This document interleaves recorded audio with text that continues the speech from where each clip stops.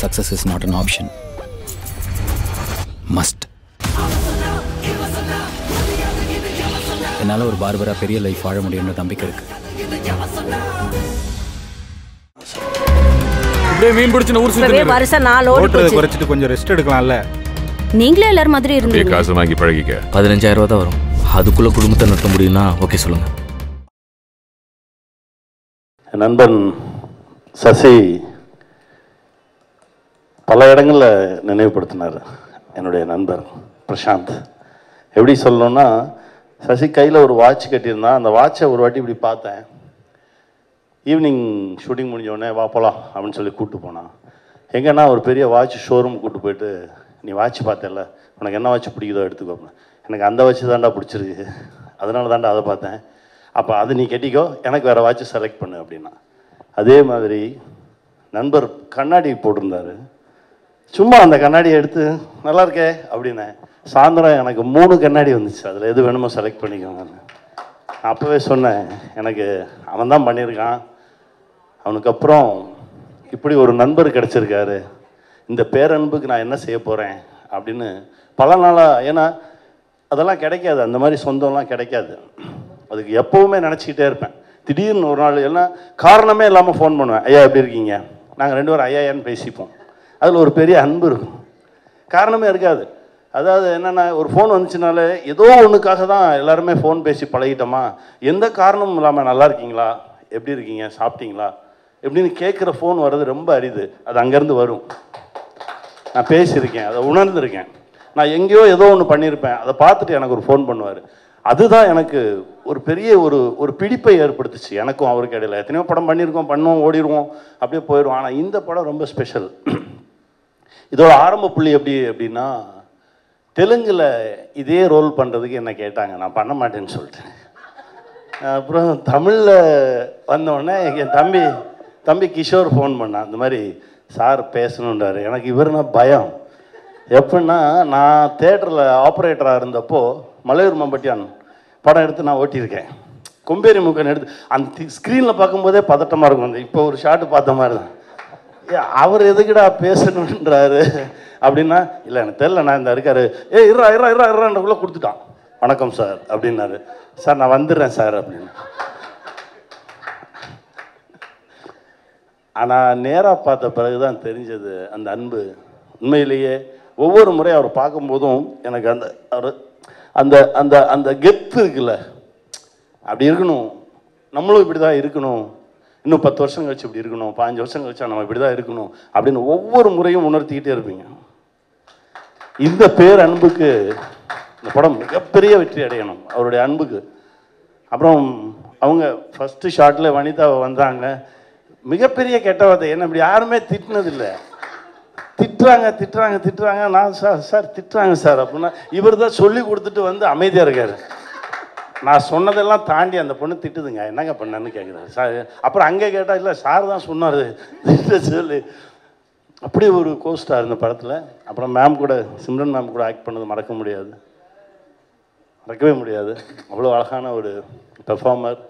நிறைய படங்களில் அசிஸ்டன்ட் டைரக்டராக இருக்கும்போது பார்த்துருக்கோம், பேசியிருக்கோம். பட் ஆனால் இப்படி சேர்ந்து நடிக்கிறதுக்கு வாய்ப்பு கிடைச்சது மிகப்பெரிய விஷயம். ஊர்வசிம்மா, அப்புறம் பிரியா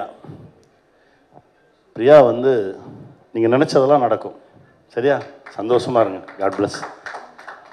அண்ணன் ரவி யாதவ் அண்ணா ரொம்ப ரசிச்சிருக்கோம். அவருடைய கேமராவில் நடித்தது ரொம்ப பெருமை.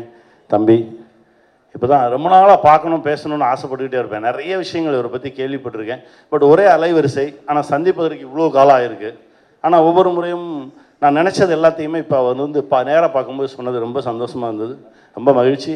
என் நண்பன் நிக்கில், அப்புறம் இந்த படத்தில் நடித்த ஒர்க் பண்ண எல்லாருக்கும் என்னுடைய மனமார்ந்த வாழ்த்துக்கள். பிரசாந்த் அவர்கள் இந்த படத்தில் யோகி பாபு சொன்ன மாதிரி லக்கி மேன் தான். நான் இந்த படத்தில் லக்கி மேன் ஒரு படத்தில் ரிலீஸ் ஆனேன் கிட்டத்தட்ட ஒரு 28 வருஷத்துக்கு முன்னாடி. இந்த லக்கி மேனை கண் எதிர்க்க பார்த்தேன்.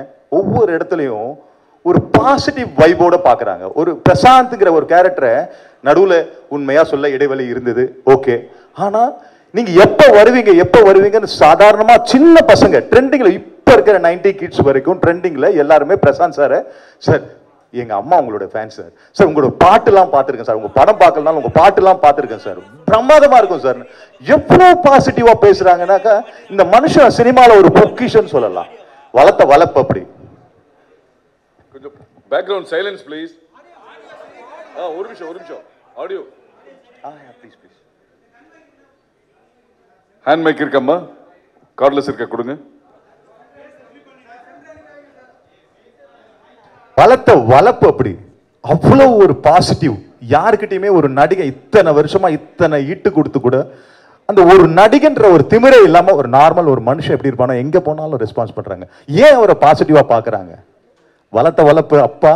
அதுக்கேற்ற மாதிரி கூட போட்டிருக்க ஆர்டிஸ்டுங்க என்ன மாதிரி ஆர்டிஸ்ட். யாருக்கிட்டையுமே ஒரு அந்த ஒரு நடிகைங்கிற ஒரு திமிரே கிடையாது. கணியன் எடுத்துக்கோங்க, ஒரு அப்பா அண்ணன் அப்பா எப்படி இருப்பாங்களோ அது மாதிரி தான் இருப்பாங்க. அவர் செலக்ட் பண்ற ஆளுமே பாசிட்டிவான ஆள் தான் செலக்ட் பண்ணுவாரு. அதனால இந்த அந்தகனே ஒரு பாசிட்டிவான ஒரு டீம்னு சொல்லலாம். எவ்வளவு சந்தோஷம். கண் எதிர்க்க பார்த்தேன். நான் மதுரை போனேன், திருச்சி போனேன், நாமக்கல் போனேன், கோயம்புத்தூர் போனேன். எங்க பார்த்தாலும் அவ்வளோ ரிசீவ், அவ்வளோ மரியாதை. யாருமே கிட்டத்தட்ட சாரி டு சே திஸ், கிட்டத்தட்ட ஒரு இடத்துக்கு போறதுக்கு எங்களுக்கு ஒரு 2 hours லேட் ஆயிருச்சு. கிட்டத்தட்ட ஒரு 2000 3000 பேர் வெயிட் பண்ணிட்டு இருந்தாங்க. யாரும் ஏன் லேட்டா வந்தேன்னு கூட கேட்கல. ஏன்னா நடுவில் ஒரு டிராபிக்ல மாட்டிக்கிட்டோம். அவ்வளவு பேரும் சாப்பிடாம வெயிட் பண்ணி பிரசாந்த பார்க்கணும்னு வரும்போது பிரசாந்த் ஆரவாரம் அப்படி வந்தாங்க. சிம்ரன் நடுவில் வந்தாங்க, இன்னும் வேற லெவலில் கலக்குறாங்க. அது ஒரு பாசிட்டிவான ஒரு பொண்ணு. என்ன பாசிட்டிவ் அப்படியே எப்படி பார்த்தோமோ அந்த ஓ சோனா பெசனகல் ஓ சோனா சாங் வரும்போது யார் இந்த பொண்ணு அப்படின்னு கேட்டாங்க. அந்த பொண்ணு அப்படியே இருக்குது. அன்னைக்கு பார்த்தேன். You remember that in Besanagar is what happened that how long in Wally? You remember that day you and Jyotika? இல்ல ஐயோ பாத்தீங்க தமிழ் மேல இருக்க அக்கறையை பாத்தீங்களா? அன்னைக்கு பார்த்த சிம்ரன் அப்படியே இருக்கு. இன்னைக்கும் ஜாலியா அந்த நாங்க போன இடத்துல எல்லாம் ஜாலியா எல்லாரும் கூட பேசிக்கிட்டு வைப் மேல பிரசாந்த் சார், சிம்ரன், இதோ பிரியா. என்ன சொல்றீங்க? என்ன படத்துல கலக்குன்னு கலக்கி வச்சிருக்காங்க. ஆனா சிம்பிளா உட்கார்ந்துட்டு இருக்காங்க.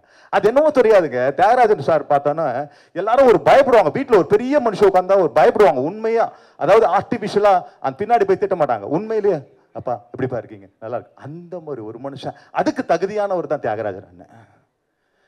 எல்லாரும் பாத்தீங்களா, யாரை பார்த்தாலும் சொல்லுங்க உண்மையா ஒரு மதியா கொடுப்பாங்க. அதுக்கேற்ற மாதிரி ஒரு லுக்லயே முடிச்சு வர கதை. அதுக்கேற்ற மாதிரி இப்போ ஒரு லுக்கு போட்டீங்க. அது லுக்காது. இன்டர்நேஷனல்ல ஃபாரின்ல இருக்க வில்லன் கூட அப்படி பார்க்க மாட்டாங்க. என்ன லுக்? அது அமைப்பு. அது மாதிரி ஒரு அமைப்பு. அந்த வெள்ளை தாடியும் வெள்ளை ட்ரெஸ்ஸும் வேற லெவல். அவர் படம் பண்ணிக்கிட்டே இருக்கணும். பிரசாந்த் சார் பண்றாலே அவரும் பண்ணிட்டு இருக்கணும் கூடயே. எனக்கு சந்தோஷமே. டைரக்ஷன் பண்றதோட அவர் ஃபுல்லா நடிக்கணும். ஒரு ஹீரோவா இப்ப ட்ரெண்டிங்ல is capable to do all those. Prashanth ji is okay. அதனால திருப்பி சொல்றேன், இந்த அந்தகன் ஒரு பாசிட்டிவான படம். ரொம்ப நாளைக்கு அப்புறம் வருது பிரசாந்த் சார். வேற லெவலில் ஹிட் ஆகும், டவுட்டே கிடையாது. நான் இந்த ட்ரைலரை பார்க்கல, இப்போ போட்ட ட்ரைலர் அவ்வளோ பிரமாதமா இருந்தது. லேட்டஸ்டா இப்பதான் இந்த ட்ரைலரை பார்க்குறோம். ஐயோ அந்த படத்துல இவ்வளோ விஷயம் இருக்கா, நாங்கள் இப்படி நானே படம் பார்க்கணுங்கிற மாதிரி ஒரு ஆசை இருக்கு. ப்ளீஸ் சப்போர்ட் பண்ணுங்க. இந்த படம் வேற லெவலில் போகும், டவுட்டே கிடையாது. மீண்டும் இனிமேல் பிரசாந்த்ஜியோட படம் வந்துகிட்டே இருக்கும், டவுட்டே கிடையாது. இந்த டீமுக்கு நன்றி. தியாகராஜன் சாருக்கு, இந்த டீம்ல நடிச்சவங்களுக்கு, சப்போர்ட் பண்ற நீங்க எல்லாருக்கும் தலை வணங்குறேன். இந்த படம் ஹிட் ஆகும், no doubt about. Thank you all. அனைவருக்கும் வணக்கம். பத்திரிகை நண்பர்கள், ஊடகங்கள் எல்லோருக்கும் வணக்கம். ஏப்பா நிகழ் இதெல்லாம் எடுத்துருப்பாயா?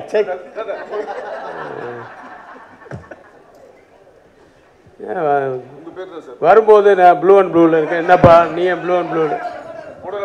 ஓ ஏன்பா என்ன மறைக்கிற? 2 பேரும் ப்ளூ அண்ட் ப்ளூவில் இருக்குமே, எப்படா அப்படி நான் மாற்றுவேன் நீ மாற்றுவேன், நான் மாற்றிட்டு வந்துட்டான். தொல்லை தாங்கலப்பா. ரொம்ப நாள் கழிச்சு ஃப்ரெண்ட்ஷிப் டே, அதுவுமா என்னுடைய எங்கள் எல்லாரையும் மீட் பண்ணுறதுல ரொம்ப சந்தோஷம். எஸ்பெஷலி சிம்ரன் வந்து நட்புக்காக படத்துக்களை பார்த்தது. நட்புக்காக மீன்ஸ் ஃபார் ஃப்ரெண்ட்ஷிப். எஸ், ரொம்ப சந்தோஷமாக இருந்தது இந்த படத்தில் நடிக்க போகும்போது. நல்ல ஒரு ஜாலியான யூனிட், ஸ்ட்ரிக்டான ஒரு டைரக்டர். பட் வந்து பிரசாந்துக்கு தான் தெரியும், நல்லா ஜாலியாக பேசிட்டே இருக்கோம். அப்படின்னாருன்னா அவங்க அப்பா வராருன்னு அர்த்தம். அப்படின்னா ஸோ மகனாக இருந்தாலும் அந்த இயக்குனர் அப்படின்ற ஸ்தானத்துக்கு வந்ததுக்கப்புறம் அவங்களுக்கு பயப்படணுன்றதை இன்னும் காப்பாற்றிட்டு இருக்காரு பாருங்க. இப்போல்லாம் யார் டைரக்டருக்கு பயப்படுறாங்க? டைரக்டருங்க தான் பயப்படுறாங்க. இந்த மாதிரி ஏதாவது 2-3 பஞ்சு ஆளாளுக்கு சொல்லுங்கப்பா. அது வந்து வைரல் ஆகி படம் அந்தகன் தெரியும்ல எல்லாருக்கும். ஸோ நிறைய அனுபவங்கள் அந்த படத்தில். யோகி பாபு, ஊர்வசிக்கு நான் வந்து ராட்சசின்னு தான் பேர் வச்சுருக்கேன். எல்லாத்தையும் சாப்பிட்டு போயிடுவாங்க. ஆனால் அதை விட நான் ட்ரெய்லர் பார்க்கும்போது இப்போ தான் பார்க்குறேன், எல்லாரையும் சாப்பிட்டு பரம்பரை. அதான் வனிதா சொல்லிச்சு, சார் என்ன சார் நான் இவ்வளோ கஷ்டப்பட்டு நடித்தேன், நீங்கள் வந்து ஒரு லுக்கு ஒன்று விட்டுட்டு எல்லாரையும் காலி பண்ணிட்டீங்களா அப்படின்னு. தியாகராஜன் சார் ஒரு ஷாட்டில் நடிச்சிருக்காரு போல் இருக்கு. அப்படி அந்த ஒயிட்டு முடிக்கும் அதுக்கும் இப்போ ஃபாரினர் மாதிரி அப்படி ஒரு லுக்கு. ஸோ இப்படி ஒரு சந்தோஷமாக இருக்கிற இந்த அனுபவம் வந்து அப்படியே தொடரணும். ஆஃப்டர் ரிலீஸும் தொடரணும். ஒரு சக்ஸஸ் பார்ட்டியும் இருக்கணும். ஒரு நல்ல ஒரு ஃபங்க்ஷன் வைக்கணும் மறுபடியும் அப்படிங்கிற மாதிரி நான் ஆண்டவனை வேண்டிக்கிட்டு, நான் முதல்ல வெளியில் கிளம்பணுங்கிறதுக்காக என்ன பேச கூப்பிட்டாங்க. நான் வந்துட்டேன். Sir, all the very best to the whole team. இந்த படம் மிகப்பெரிய வெற்றி அடையணும். அது மூலிமா எல்லா ஏரியாவும் ஓடிடி ஆகணும், போட்டி போட்டுட்டு வந்து வாங்கணும் அப்படின்னு நான் வேண்டிக்கிறேன். Okay, all the best sir. I'm sorry to split the scene.